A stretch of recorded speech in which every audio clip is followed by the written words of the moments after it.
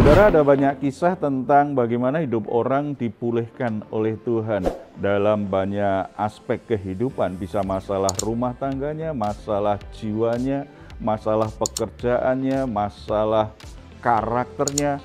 Pemulihan dari Tuhan itu selalu menyeluruh dan Tuhan ingin mengubah hidup seseorang menjadi pribadi-pribadi yang tepat dalam rancangannya.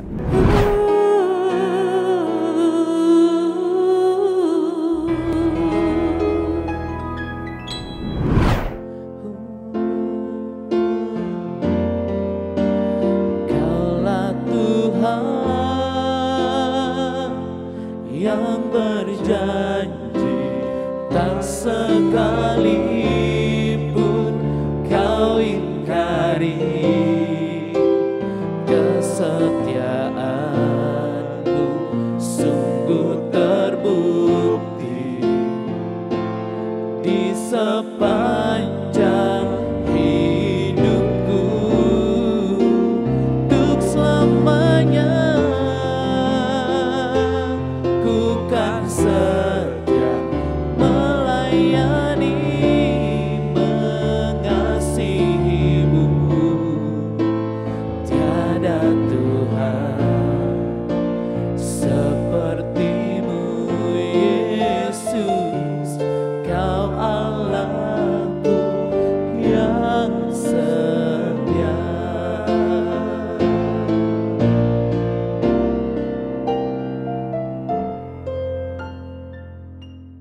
Salam, Karlaver yang dikasih oleh Tuhan Yesus. Apa kabarnya? Kira semua dalam keadaan sehat, diberkati Tuhan, dan saat ini bisa menikmati kebersamaan dalam keluarganya. Saudara-saudara, setelah kita melewati semua aktivitas kita sepanjang hari ini, mungkin ada masalah-masalah yang masih membebani pikiran kita, mengganggu hati kita.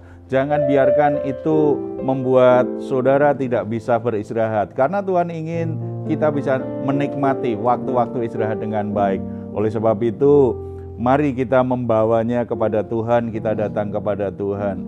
Tuhan Yesus berkata kepada kita semua, marilah kepadaku semua yang letih lesu dan berbeban berat, aku akan memberi kelegaan kepadamu. Tidak perlu ragu lagi, apapun yang menjadi beban berat hidupmu saat ini, yang bisa mengganggu waktu istirahatmu saat ini, bawa kepada Tuhan. Nikmati hadirat Tuhan, nikmati kebenaran Tuhan yang akan memerdekakanmu. Mari kita bersatu dalam doa. Bapa di surga, kami ucap syukur, anugerah-Mu begitu luar biasa, begitu sempurna dalam hidup kami. Kami membawa semua beban berat hidup kami, permasalahan-permasalahan hidup kami. Kami sangat percaya betul bahwa ketika kami menyerahkannya kepada Tuhan, kami berserah kepada Tuhan, Tuhan memberi kami kelegaan, memberi kami kekuatan yang baru, memberi kami ketenangan melewati semua masalah-masalah yang ada, sehingga kami bisa istirahat dengan baik saat ini. Kami juga sangat percaya kuasa Tuhan tidak terbatas, akan menolong kami, akan mengubah situasi sulit yang kami alami menjadi kesempatan besar di mana kami boleh menikmati berkat-berkat Tuhan yang luar biasa.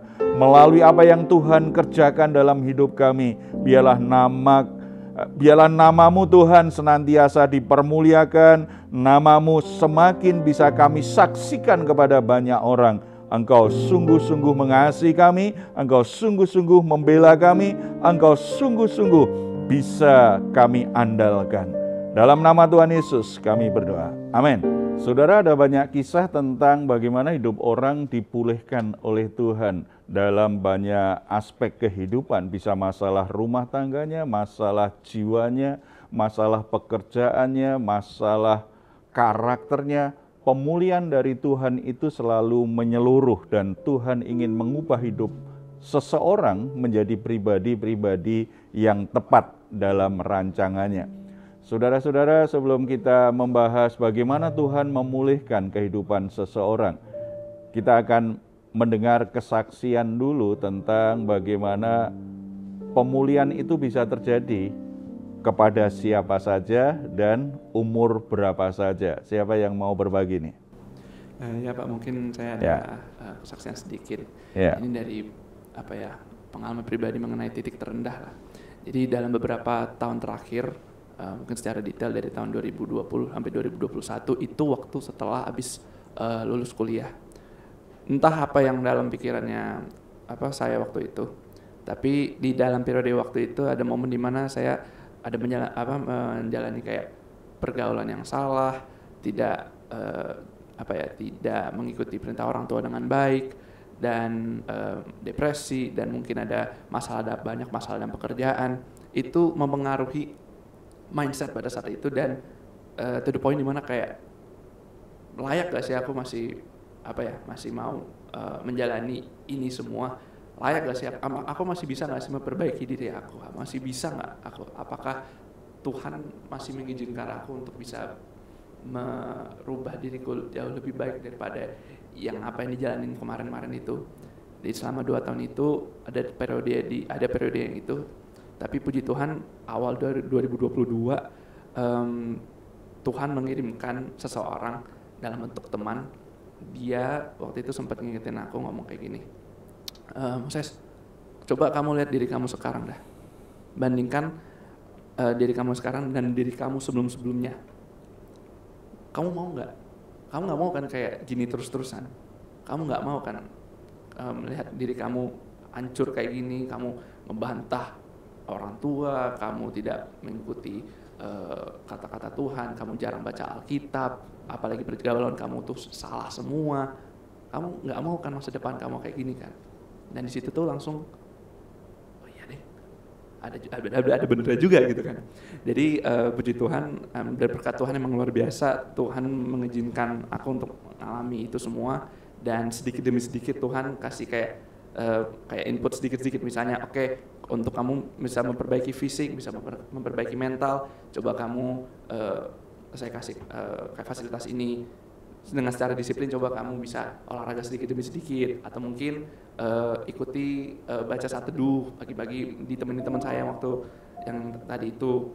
Dan puji Tuhannya itu kebawa sampai sekarang itu. Jadi kan sekarang kan bisa lebih lebih banyak ikut aktivitas gereja, lebih lebih disiplin lah pada diri sendiri, gitu juga lebih baik daripada sebelumnya juga pastinya.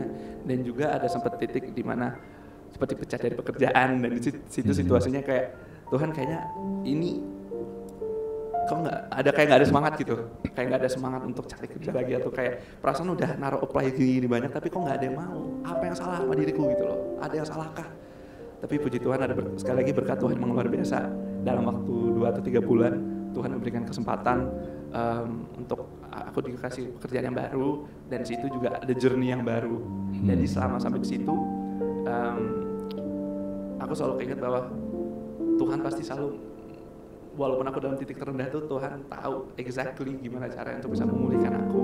Walaupun belum completely banget, tapi emang sudah di jalan yang Tuhan inginkan aku berada. Jadi di situ sih. Ya, puji Tuhan ya, kesaksian yang sangat baik sekali. Walaupun tiba pada titik terendah, Tuhan selalu punya cara untuk memulihkan hidup kita. Di Alkitab ada banyak sekali kisah bagaimana Tuhan pulihkan orang-orang yang hancur lebur, yang hidupnya kacau balau, rusak luar biasa, yang dalam pikiran manusia nggak mungkin lagi bisa diubah, tidak punya masa depan. Tetapi ternyata Tuhan masih punya cara untuk memulihkan hidupnya. Kita akan melihat ada satu kisah bagaimana Tuhan memulihkan kehidupan seorang perempuan yang punya latar belakang yang begitu buruk, tetapi ternyata Tuhan bisa pulihkan dia. Yohanes pasal yang keempat. Yohanes pasal yang keempat, kalau kita mempelajari perikop ayat 1 sampai 42, kita bisa mendapatkan gambaran bagaimana perempuan yang punya latar belakang yang sangat buruk ini akhirnya dipulihkan Tuhan menjadi pribadi yang begitu luar biasa, memberi pengaruh yang luar biasa. Sebelumnya perempuan ini memberi pengaruh yang sangat buruk bagi orang-orang di sekitarnya. Gonta-ganti pasangan itu dia lakukan. Tetapi setelah Tuhan pulihkan, hidupnya memberi pengaruh yang baru, pengaruh kebaikan yang dari Tuhan. Ini kisah yang luar biasa yang bisa kita dalami lebih lanjut saat ini. Pak Pendeta, kalau boleh bertanya, apa yang membuat wanita itu dipulihkan? Dan kemudian apa yang harus kita lakukan, Pak, supaya kita juga bisa mendapatkan pemulihan itu? Ya, pertanyaan seperti ini selalu harus kita renungkan ketika kita membaca Alkitab ya. Jadi dua hal ini penting. Prinsip apa yang Tuhan ajarkan melalui kisah ini? Jadi bagaimana perempuan ini dipulihkan, tetapi tidak boleh hanya berhenti di situ. Kalau berhenti di situ berarti hanya sekedar jadi pengetahuan saja bagi kita. Tetapi harus menyentuh hidup kita. Kalau begitu, apa yang harus aku lakukan supaya hidupku juga dipulihkan oleh Tuhan? Hidupku bisa diubah Tuhan dari orang yang memberi pengaruh buruk, dari orang yang punya kehidupan yang buruk, menjadi pribadi yang sekarang baru dan memberi pengaruh yang positif bagi orang-orang di sekitar. Jadi pengaruhnya tetap memberi pengaruh, tetapi pengaruhnya berubah.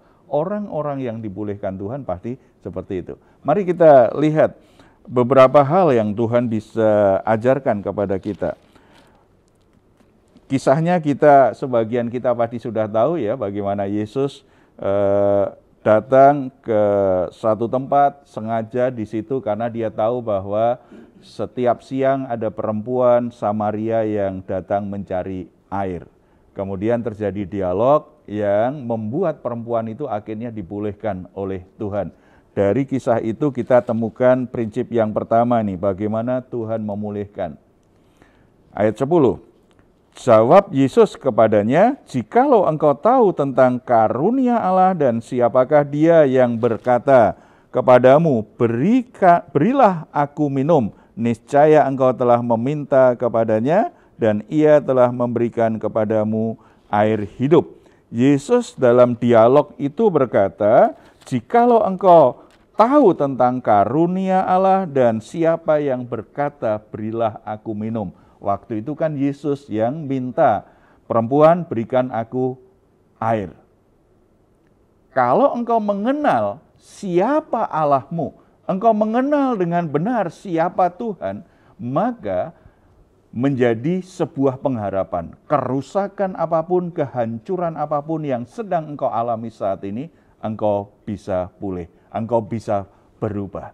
Jadi hal pertama kalau kita ingin mengalami pemulihan dalam hidup kita, kita harus mengenal pribadi Tuhan yang mengasihi kita itu. Pribadi Tuhan yang sungguh-sungguh peduli dan ingin memulihkan hidup kita. Pengenalan yang salah tentang pribadi Allah itu seringkali membuat orang justru semakin frustasi dengan dirinya.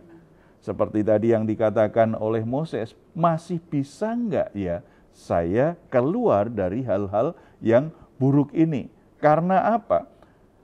Ada banyak orang berpikir dan mempercayai Tuhan hanya dari satu sisi, yaitu Allah yang adil dan kudus. Karena Allah itu adil dan kudus, pasti tidak mau kompromi dengan dosa dan akan menghukum dosa.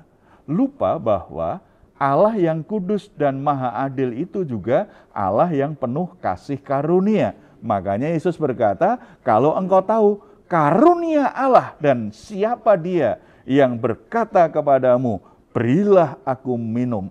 Saudara-saudara, di sini Yesus sedang menekankan, pribadi Allah itu ternyata masih punya karunia, masih punya kasih karunia untuk memulihkan kehidupanmu. Saya ketemu banyak orang yang dulu aktif pelayanan, aktif beribadah, tetapi setelah itu jatuh dalam dosa, hidupnya mengikuti jalan orang berdosa di dunia ini. Dan kerusakan yang dia alami, dia menjadi putus asa dengan dirinya, ingin berubah, tetapi dosa itu begitu mengikat sehingga dia berkata, Tuhan pasti tidak akan mengampuni aku lagi. Tuhan pasti tidak mungkin mau mengubah lagi. Karena aku sudah menikmati begitu banyak berkat Tuhan, kebaikan Tuhan, tetapi aku sudah sia-siakan. Dia lupa bahwa ada yang namanya kasih karunia Allah. Saudara-saudara, kasih karunia Allah itu adalah kemurahan hati Allah kepada orang yang sebenarnya tidak layak menerimanya. Pengampunan Allah yang disediakan bagi orang-orang yang sebenarnya tidak layak untuk diampuni. Berkat Tuhan, kebaikan Tuhan yang diberikan kepada orang-orang yang sebenarnya tidak layak untuk diberkati. Masih ada namanya kasih karunia Allah. Yesus Kristus adalah pernyataan yang tegas bahwa Allah itu penuh kasih karunia. Apakah pantas bagi kita Yesus mati di atas kayu salib demi kita? Sebenarnya kita nggak layak menerima pengorbanan Kristus itu. Tetapi dia tetap lakukan karena apa? Kasihnya lebih besar daripada kebenciannya terhadap dosa kita. Kasihnya kepada kita lebih besar, lebih kuat daripada pemberontakan kita. Dia mengasihi, dia menyediakan. Oleh sebab itu, pemulihan hanya akan terjadi ketika orang masih percaya Allah memiliki, menyediakan kasih karunia kepadaku. Aku memang sudah melukai hati Tuhan. Aku memang sudah lari dari Tuhan, meninggalkan Tuhan. Aku memang sudah mempermalukan Tuhan selama ini. Aku menyia-nyiakan berkat Tuhan. Aku nggak layak. Itu kesadaran rohani yang baik, tetapi tidak boleh berhenti di situ. Kasih karunia Tuhan masih tersedia bagimu. Bagi saudara-saudara yang merasa saat ini tidak pantas, tidak layak diampuni, dan mungkin sudah mulai putus asa, frustasi dengan hidupmu karena merasa tidak mungkin aku bisa berubah. Kenali Allah yang penuh kasih karunia, masih punya hati kepadamu untuk bisa merubahnya. Kasih dan kuasanya sanggup memulihkan kehidupanmu. Yang kedua, kalau kita mengenal siapa Allah, ternyata dia tidak hanya kudus, tidak hanya adil, tetapi dia juga penuh kasih karunia, maka kita tidak akan hanya larut dengan perasaan bersalah, perasaan berdosa, perasaan frustasi, perasaan putus asa. Apakah aku bisa berubah atau tidak? Enggak. Kita akan datang kepada dia, minta kepadanya untuk memulihkan hidup kita. Tadi di ayat yang ke-10 bagian terakhir tadi kan, kalau engkau mengenal tentang anugerah Allah dan siapa yang berkata kepadamu, berilah aku minum, niscaya engkau telah meminta kepadanya dan ia telah memberikan kepadamu air hidup. Artinya hal yang kedua, kalau sudah tahu, sudah kenal siapa Tuhan yang penuh kasih karunia itu, minta supaya Tuhan memulihkan. Minta, jadi datang kepadanya, mohon belas kasihan Tuhan, mohon kasih karunia Tuhan untuk mengampuni dan memulihkan. Itu yang dilakukan oleh perempuan itu di ayat yang ke-15. Kata perempuan itu kepadanya, Tuhan, berikanlah aku air itu, supaya aku tidak haus dan tidak usah datang lagi ke sini untuk menimba air. Tuhan, berikanlah aku air itu. Kalau kita lihat ayat sebelumnya, Tuhan Yesus sedang mengajar dia bahwa kalau kamu minum air yang dari sumur ini haus lagi. Sebab itu hanya air untuk memenuhi rasa hausmu secara jasmani. Tetapi aku akan memberi engkau air kehidupan yang akan membuat batinmu itu terpuaskan. Ketika batinmu terpuaskan, maka engkau sebenarnya akan sanggup untuk melewati berbagai masalah-masalahmu secara jasmani. Saya yakin kenapa orang dulu ikut Tuhan, mengapa dulu dia rajin ibadah, rajin melayani bahkan, tetapi kemudian meninggalkan Tuhan. Biasanya terperdaya, berpikir bahwa hal-hal yang sementara, hal-hal yang sifatnya lahiriah, hal-hal yang sifatnya jasmania, itu memperdaya dia mengejar hal-hal seperti itu sedemikian rupa, lalu mulai mengabaikan pentingnya kebutuhan batinnya, kebutuhan rohaninya, bahwa kepuasan hidup itu hanya didapatkan dari Tuhan. Makanya datang kepada dia lagi, air kehidupan itu, yang mengasihi dan memberi kita karunia untuk pulih.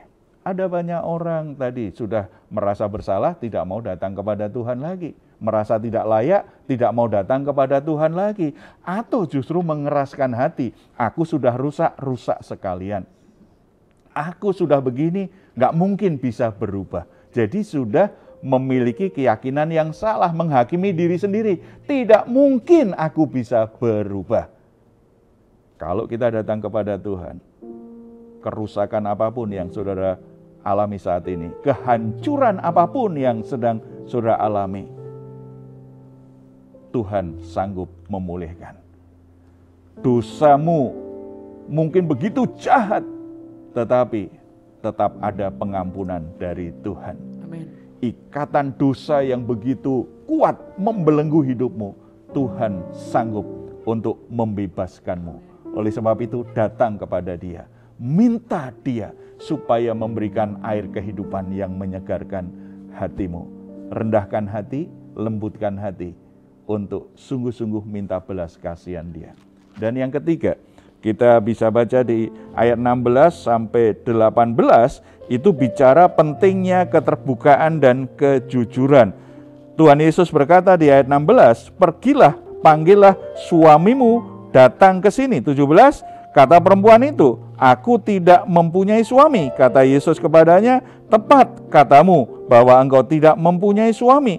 Sebab engkau sudah mempunyai 5 suami, dan yang ada sekarang padamu bukanlah suamimu. Dalam hal ini engkau berkata benar. Yesus berkata hal yang sangat sensitif bagi perempuan itu. Sesuatu yang membuat dia bisa malu, membuat dia jadi takut. Jangan-jangan aku ditolak, jangan-jangan aku tidak dikasih lagi. Saudara-saudara, pemulihan selalu membutuhkan keterbukaan dan kejujuran. Area hidup kita yang membuat kita malu, membuat kita takut, itu area yang justru menghalangi kita dipulihkan Tuhan. Dalam banyak konseling pemulihan saya selalu berkata begini, coba kamu cerita hal apa yang membuat kamu selama ini sangat malu untuk cerita.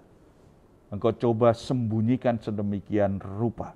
Ketika kita tidak berani keluar dari persembunyian kita karena merasa malu dan takut, di situ kita sedang menghalangi proses Tuhan untuk memulihkan kehidupan kita. Yesus berkata, panggil suamimu. Yang mana? Ternyata sudah 5 kali menikah dan dia sedang berkumpul bersama seorang laki-laki tanpa pernikahan yang sah. Berarti dia sangat haus kasih sekali, dan itu dia pasti bisa malu dan sensitif. Baru ketemu kok sudah tanya hal yang pribadi. Bisa saja dia tersinggung, tetapi karena dia menyadari siapa dirinya, dia sudah kenal Allah yang penuh kasih karunia itu, dia akhirnya bisa cerita, dia bisa terbuka. Saudara-saudara, kalau saya tanya kepada saudara, apakah saudara selama ini menyembunyikan sesuatu dalam hidupmu? Tidak ada satu orang pun yang tahu. Saudara sembunyikan sedemikian rupa karena saudara malu dan takut ditolak orang, dibuang orang, dilecehkan atau dipermalukan oleh orang. Karena saudara menjaga image bahwa saudara selama ini orang yang baik, orang Kristen yang rajin, orang Kristen yang rajin melayani.